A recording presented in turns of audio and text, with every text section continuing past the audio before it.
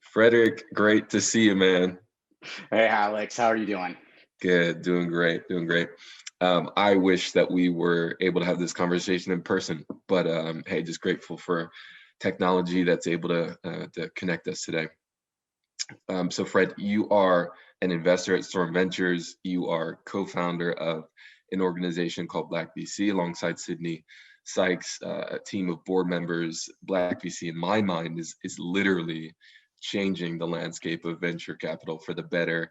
It's been a privilege to watch that journey, to see that as your friend, and for myself, leading business development here at Cooley, and just having this specific lens on diversity, equity, and inclusion. I'm really excited just to have this chat with you today about the Black community and specifically Black investors and entrepreneurs, and how we can be a part of seeing a more diverse and profitable marketplace.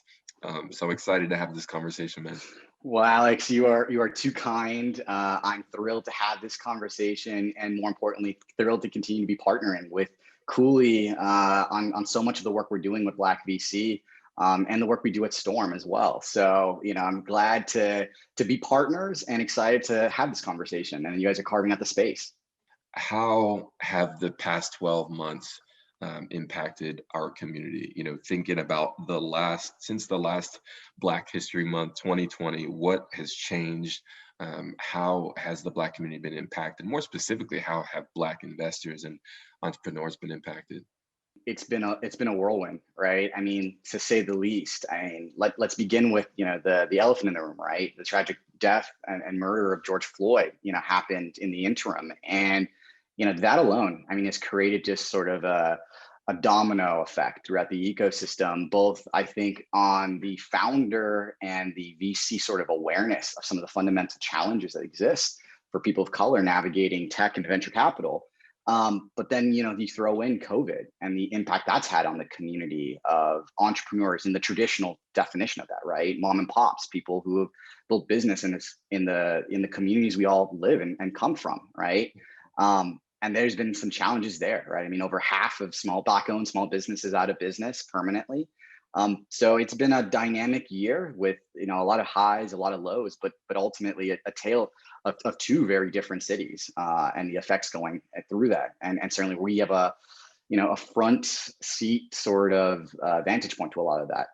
Yeah, yeah, and you had alluded at some of the challenges that this community is seeing, but let's just like level set for a minute. What are the overarching challenges that Black founders and investors are facing? Yeah. I mean, look, the reality is for founders and investors trying to navigate this ecosystem, and one of the biggest challenges has been and continues to be the lack of access to networks, right? Venture and business in many ways is really, if you unpack it all, there's a lot of knowledge you certainly need to unpack, but ultimately the currency that makes business and venture and tech really operate is the networks and the relationships. And those do not fall equally across diverse communities as they do in some of the traditional ecosystems. So you take that as a major sort of impediment that exists, and then you layer in historical wealth inequality, Yeah, and it becomes just a perfect sort of tinderbox, right? yeah. Especially in ecosystems where we have this expectation that our founders are able to raise friends and family rounds, right? That they have access to capital to begin their entrepreneurial journey. And the reality is that's not true. It's not equally accessible.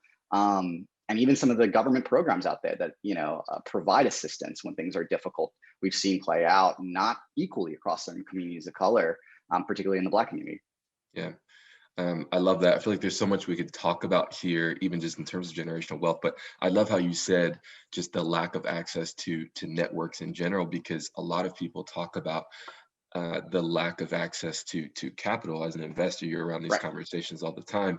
But I think there tends to be a lack of access to all of the things. It's the resources, it's the advisors, it's the accelerator programs, and of course the capital. But I think the common denominator is the lack of access just generally. And I think that's why the challenge is so big, and the solution is so moving, slow moving, and just thinking about this lack of access challenge and how it's almost inextricably linked to the lack of diversity that exists in the venture capital space, right? Yeah, I mean, there's no doubt. It's a problem if your business is dictated and predicated on networks and warm intros. If then the people who are making the intros and the groups that are evaluating these companies aren't diverse, right? Because those paths, those societal and social paths into those ecosystems just aren't there. And that's been, one of the fundamental problems that I think venture has been sort of navigating. And what I have seen at least is increasingly an awareness of that fundamental, right? What we've seen happen in the last year, particularly, is a shift where I think, a lot of my colleagues at other funds, even within my own fund, have realized that, look, not being racist yourself isn't anymore enough. That's not going to make a more equitable and equal and environment that promotes business across all communities. We have to be proactive. We have to be anti-racist in a lot of what we do. And I'm loving the fact that I'm seeing the business community begin to step up and say, okay, what are the things we need to be doing? How do we lean into this? And let's try to solve these problems. Yeah. And that gives me at least confidence that we can, chart a path forward as an ecosystem and as a country. Yeah, that's great. We're just now starting to talk about this, but I don't want to leave our conversation without talking a little bit about how we're seeing the tides turning for Black investors and entrepreneurs. So what's your take on that? What's some of the positive change that you're seeing that, let's say, wasn't there maybe 12 or 24 months ago? Yeah, I mean, like I said, I mean, the awareness that this is a fundamental problem that we have to be mindful of front and center. That's a materially different sort of position than we're in today.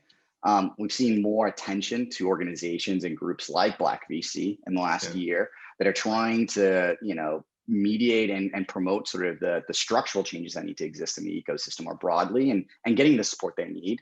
And so that's been great. I think we've also seen sort of surge in the ecosystem, the desire to spend more time with founders that are Black, that are Latinx, to say, hey, look, we acknowledge that knowledge doesn't diffuse equally in terms of how to build successful business. So let's lean yeah, into and support that. And we've seen large corporations begin to allocate balance sheet dollars towards providing capital to these communities. Now, a lot of this stuff is still in the early stages, right? There's still ideas, and we still need to see this stuff come to fruition and get executed out there. But beginning to see these conversations are huge. I mean, when I look over the last 5 years that I've been in venture, I mean, 5 years ago, this wasn't even a topic people really engaged or talked about it. I mean, in the Black yeah, community, we talked about this, but it was rare that anyone acknowledged that issue. And I think we've gotten a nuance now where we realize equity and inclusion isn't just a gendered conversation, but it's a conversation that has to hit a variety of perspectives because these are layers of identity that play in. yeah. That's great. I couldn't agree more. And I'm seeing the same thing. I think the silver lining to the unfortunate headlines that we were saying, you mentioned before, the murders of George Floyd, Breonna Taylor, and you name it. But the silver lining is that I feel like people are seeing the reality of racial inequality and of structural racism. And it's really causing firms, organizations, including ourselves, to be asking ourselves, what have we been historically doing to contribute to this problem? Because let's be real, if we're not intentionally helping, then we're probably contributing to the problem. And now that we're all sort of in this window or this era of awareness, what are we doing to fix it? So I'm seeing a lot of what you're seeing as well. The corporate funds that are carving out commitments and real investment dollars targeted at Black fund managers and Black founders. You have those big consultancies and programs that are starting, like Launch with GS and Yep. EY's Entrepreneur Access Network. We've been able to connect our Cooley's Black Executive Network and Latinx Executive Networks to a lot of these programs that are being supportive to Black, Brown, other underrepresented minority founders and investors. And I want to hear a little bit more about Black VC and the organization that you're building. This is a significant window of time. It's a moment in time. I know we've had this discussion Yep. before, Absolutely. but once this fades from the headlines, which let's just be real, that tends to be what news does. But what are your thoughts on the long term solution to all of this, and how does Black VC Yeah. play a role in this?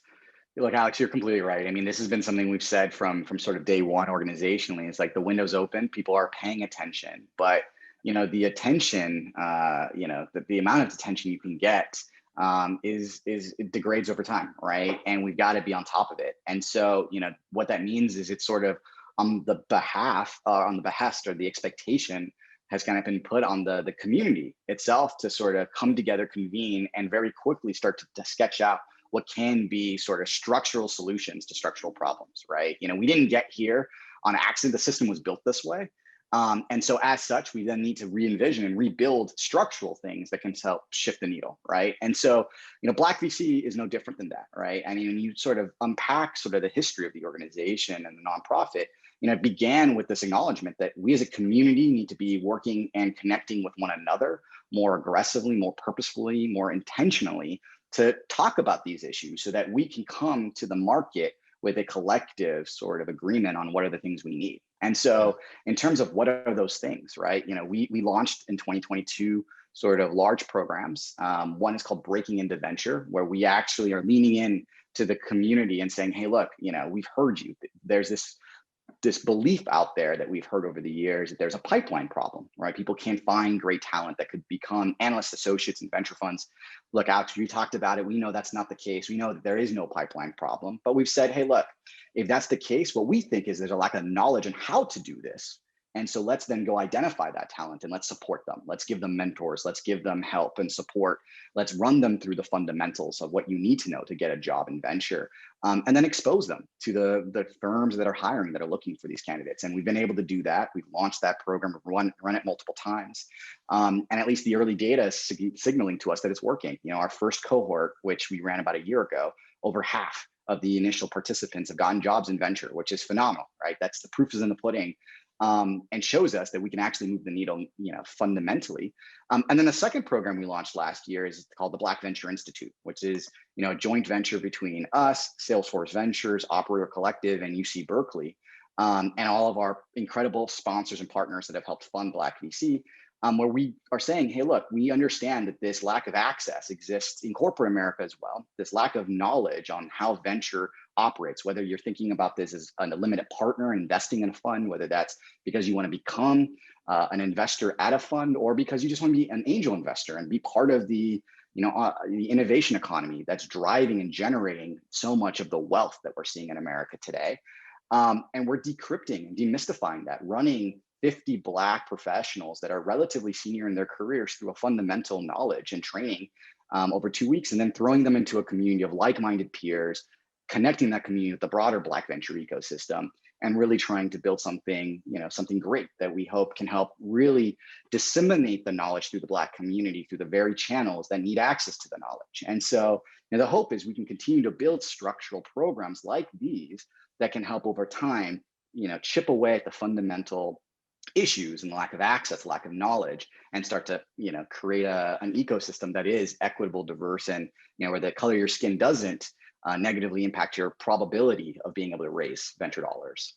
Yeah, I love that. And it's been just so amazing to see, as you put it, the very structural and programmatic approach to Black VC and what they're doing to change the industry. But if there's one sort of leaving thought that you would share with folks that want to be a part of creating the healthiest, thriving version of the ecosystem that we've ever seen in our generation, what would it be?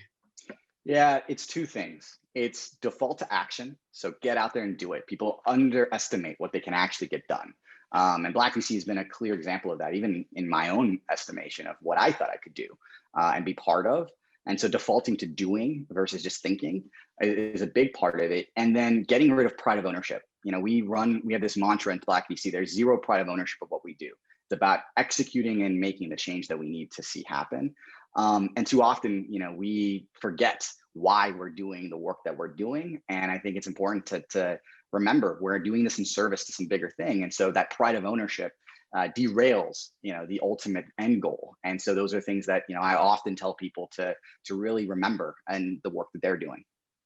Yeah, I love that. And that also makes me think of the sort of rally cry that has come out of the venture ecosystem, specifically from Black investors, but this idea of like, let's make the hire, let's send the wire. That's This right. whole idea of like, let's bring some action behind our words, let's separate intent from impact, and let's all think about how we could take some tangible, action-oriented solutions And to that's the the key. ideas. That's the key, Alex. I mean, the current status quo is so bad that just doing something will move the needle significantly. Yeah. And so that fundamental desire to move the needle will move the needle. I mean, we're just in such a fundamentally bad sort of starting place that any work we do will have tremendous exponential positive externalities and impacts in the community overall. Yeah, couldn't agree more. Well, hey, I know, Fred, that we have these conversations all the time, but I'm grateful again for just getting together and speaking for a bit. And I know we also talk about this, but like, Black History Month is every month, but I do Right. think that that we can use a month like this as an opportunity to reflect and say, well, hey, the work isn't over yet, and here's what we can do. So my hope is that our conversation here today will help sort of catalyze more conversations and as a result, more action. But just want to say grateful for you, man. And thanks for having this chat. Well, as always, I'm grateful as well for all the work that you do at Cooley, Alex. It's been a pleasure getting to know you over the last few years and building the relationship and the friendship truly. And look, I'm ecstatic and continue to be excited about partnering with Cooley and all the work you guys are doing as well. I know with partners like you guys, in our flanks, anything is possible in terms of our ability to actually create that structural change we're all pushing for. Yeah, that's awesome. Thanks again, Fred. Take care. All right, take care. Cheers.